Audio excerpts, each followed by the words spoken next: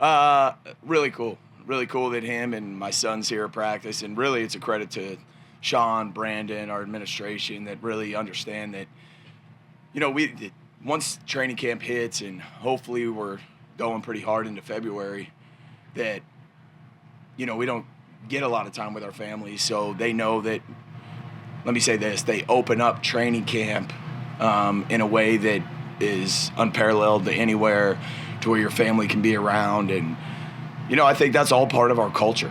That's just one of the main things in our culture is family and the importance of family, not only your immediate family, but your family that's in the building. So really cool that, families in general can come around and participate and watch us and, hang around us. Bobby, when you guys were evaluating Mike Edwards before you signed him, what did you like about how he was fitting into what you did? Yeah, so Mike Edwards is a football player.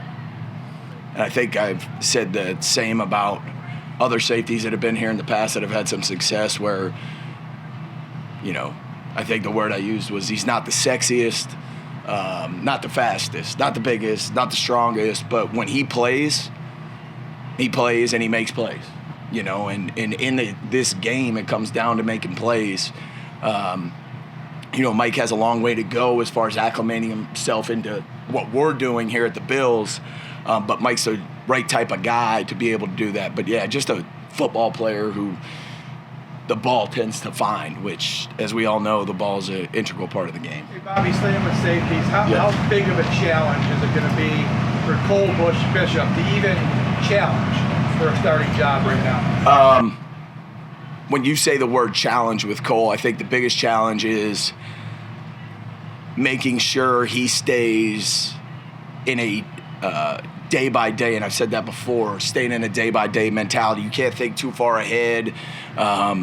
You literally have to take it, and I tell these guys all the time, you got to take it drill by drill, rep by rep, minute by minute, hour by hour, day by day, meeting by meeting. That's how you have to go about your day in this league. Otherwise, it is such a long season, it'll chew you up and spit you out. Cole's extremely talented, as I said. There's a reason we took him where we took him. And I think the biggest thing, like I said, is he's a rookie and he needs to grow up fast, and the ball's in his court to be able to do that. I mean, it's only been a couple of practices, but you know Matt Milano really well and what he looks like when he's right. Where do you feel like he's at in terms of his recovery? Matt Milano's working back, and it's just a matter of time before Matt Milano's Matt Milano. I think me and him counted it up from when that game was. We couldn't really remember, but really when you talk about true football, it's really been, I think we counted 10 months, and we could be off, but that's a long time. And for anybody to do anything and take 10 months off, for me this summer, I got back to scripting, and I had to get myself back into scripting plays, into doing things like that for practice. And it's the same thing for him. So if there's anybody out on that field, and I think Brandon said the same thing, the way he's attacked his rehab and all that, I believe in Matt Milano. I think we've all seen who Matt Milano is, his toughness, his mental fortitude, all those type of things. So he'll be ready when he's ready. Pre-snap communication, Bobby, I know I don't have to tell you how important that is, but over the last several years, people have just, on that unit, have just become accustomed to hearing Gordon and Micah in their ear pre-snap. How has filling that void gone through the spring and early on here in camp? It's a growing process, like anything. And let's go back to when Micah and Jordan both signed in 2017. It was a growing process then with those two. And there was a lot of growth that had to happen. And all we could do as coaches is continue to stress and reiterate the importance of the communication.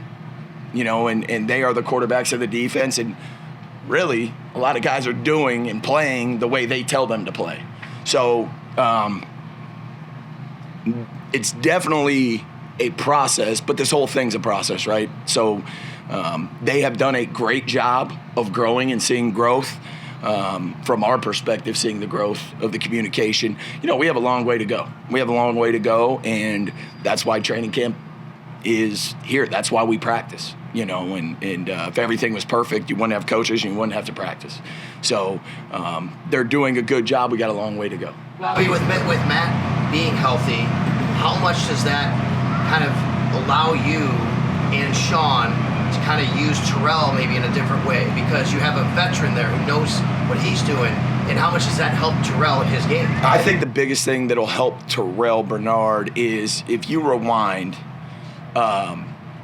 So Terrell, is this year 3? I'm so bad with this. This is year 3. So I think the biggest thing is he's been in that room with Matt for now his 3rd year. And there's some continuity, whether Terrell was a starter or not, there was that constant communication between those two. And it was the same with the guys that played last year, but we all know who Matt is and his value and his intelligence and how he affects the football game. So I believe just the clarity of the communication that's happened of the 2 years prior, now it's back to where when he was injured, there had to be a new level of communication, a new type of communication, right? There's different types of there's different ways that people communicate, and you've got to adjust when you get into a new relationship of that communication piece. So I think, it's getting back to where they were before the injury occurred. Bobby, last year DeMar Hamlin was an inspirational story for a variety of reasons. Yes. Had difficulty getting on the field because Jordan and Michael were mostly healthy. What do you see from him this offseason and into training camp with jobs open in front of him? DeMar's a pro. DeMar's a pro. He's been in this system for a while. Obviously, I coached him when I was coaching the safeties and all those things. He knows the expectations. Joe Dana's done a great job. Look, there was a lot that came with what happened to DeMar. Not just the event, but what came after it. And he handled it absolutely as well as anybody could handle it. He's very conscious of his environment and his surroundings. So he knows what's on the table, and my belief is that his mind is in the right place. The only person that'll know that is DeMar, but what he's exhibiting is he's a professional, and when it comes down to it, there is competition at that position, and he understands that, and he's put himself in position to be ready for that opportunity. What are you looking for in the safety competition? Like we saw DeMar with the first team the first day, Mike Edwards, is Right. going to continue to see that rotation, and what things are you looking for? Right, the ability to take control of the defense in confidence and to have the people in front of them feel great about that communication. And then secondly, you got to make plays. I said it already. Like, this is the NFL. It's a make or miss league. Like, you either make the play or you don't. And so when it comes down to it, you got to be able to make plays and to help the Bills win. That's the most important thing. It's our team and helping our team win. So as coaches, we got to put guys on the field that are going to put this team in position by being able to make plays. So those are the two things I'd say, is the people behind them, in front of them, being comfortable with what they're telling them to do, and that execution piece plus the playmaking piece. What type of player have you seen in Dwan Smoot since he arrived in the first couple days here? Dwan Smoot's he's been awesome, man. He's been awesome. Dwan Smoot brings an edge to the game of football, in for lack of a better term, he's got that old school edge. Like, I'm excited to see Dwan when we get the pads on. He's been incredible. He's a true professional. Met him and his wife. His wife had come after he signed, and they're absolute, a great family, great person, absolute professional, cares about the guys around him. He's a great teammate, and I'm excited to see what he can bring for us. He's got work to do too, just like everybody else does, but Dwan's been a great addition to us. When Milano went down, out of necessity, you were forced to go to some 3-safety dime, and it worked pretty good. If he's healthy, though, it's hard to see him coming off the field. I mean, it's a trend, more 3-safety. Right. Could that be a change-up pitch for you? We'll see. We're going to do what's best for us and what's best for this defense, and we got a long way to go to figure out how these pieces of this puzzle are going to fit together. But our goal is to get the 11 best players on the field, and that's part of my job, is to help orchestrate that and put us in the best position to win. So we're going to do what's best for this team, what's best for this defense, in turn to help us win games. So whatever that looks like. Excuse me, Bob. When the pass go on, what did you see him work harder as a rookie to say, hey, this is be a part of your rotation? Yeah, just like, you know, you guys asked about Cole in the spring and just asked here. Dwayne, there were some things we targeted for him that he needed to work on.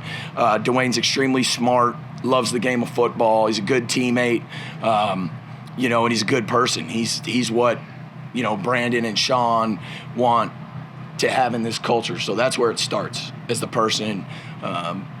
And then when it comes to the football field, he's a dang good football player. There's a reason we took him, you know, but just like any rookie, there's a lot of things he's got to work on, and we want to see that progressive growth as this goes on. I tell the guys all the time, you know, every day you're either growing or dying a little bit, and dying's okay. And this goes for all our players. Dying's okay, because now as long as you can recognize that after a practice, after a meeting, and I can build growth off of that, that's okay. You're never staying the same. You're never staying the same. You're going here, you're going there. Just identify what you're doing, build on your strengths, strengthen your weaknesses. Bobby, what's been your biggest adjustment? Year one as the DC here at training camp. Not knowing what to do with my hands. There was a point, though, when I saw you at the practice field day one where you kind of went, which group am I going to? Yeah, I think I told you guys, man. It's hard for me, and I think Brandon actually said it. Like, I love being in the mud with these guys. I love individual. I love all the individual. The guys will tell you it's my favorite part of practice. It's my favorite part of practice. I think that's where you can do your most growth, and it sets you up for the rest of practice. The way you put in the work and master your details and the techniques. But yeah, I mean, I think I got a pretty good feel for individual, but I think like the routine of when we're not on the field, because I'm usually in meetings, boom, boom, boom, boom, boom, everything's back to back, where there's a little bit more planning time and those type of things. And I'm like, okay, all right, what do I got next here? Okay, what can I do to help our staff and help our players, you know, to be the best versions of themselves? That's what I want to do. I want to be there for our staff and our players, and trying to figure out the best way I can do that. And to be a servant to them is what I'm trying to find, and those little niches and holes I can find to get in there and really help them. That's probably the biggest thing for me. Is Cam Lewis pretty much a slot corner now? Cam Lewis is a versatile piece of our defense. He's a versatile piece of our defense. Cam Lewis can do a lot of things for us, and so you still view him as a hybrid-ish? We view him as a lot of different things and can provide a lot of value to our team. With Rasul Douglas, we talked to him during mini camp, and he was saying how, like, you know, coming in middle of season last year, a lot of times he was just reacting. Yeah. Where do you see him at now with his comfortability in the defense after, you know, we saw what he did on the field, obviously, but with more time in the system? Yeah, I think Rasul is a very he's a very in-depth thinker.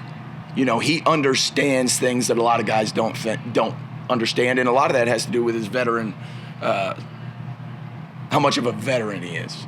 And we all know the unique thing about Rasul is he can take the ball away, and part of taking the ball away is putting yourself in position and being a smart player. We talk to our guys about being smart, and, you know, he wants all the details. He likes the constant communication. He wants to know where everybody else is and how that could affect his job. And maybe he can take an inch here because he knows he's got help. Rasul's extremely smart. He's extremely impressive. He is a pro. And the expectation for him is for him, right? Like our expectation is, you know, you to be the best version of yourself. And there's no doubt in my mind that Rasul can take that next step mentally within the scheme, as you're asking, to really understand it in more depth. Is there anything that stuck out to you in just terms of growth, what you're seeing from Greg Rousseau, maybe just from last season to now? I'm going to keep saying it, man. Greg Rousseau, first off, is a great person who wants to be the elite of the elite. That's what he wants. So he's willing to put in the work. One of those things, you know, that you look for in a player is their ability to listen and to comprehend what you're saying, and us to meet and agree on what we're saying. So we pinpointed a couple things in the spring for him, and he's a focused individual, man. He is a professional. I keep saying that word, but he is a focused individual. He knows the things. I went up to him the other day before practice and gave him a little reminder of something we talked about in the spring, and immediately he's like, I got you, no problem.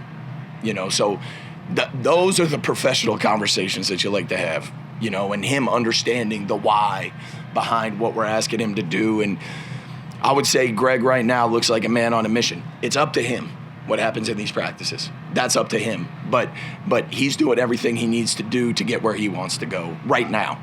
Last year, Dorian's role really had to change a lot because of the injuries. What did you learn about him and how that can help you guys place him in the right spot?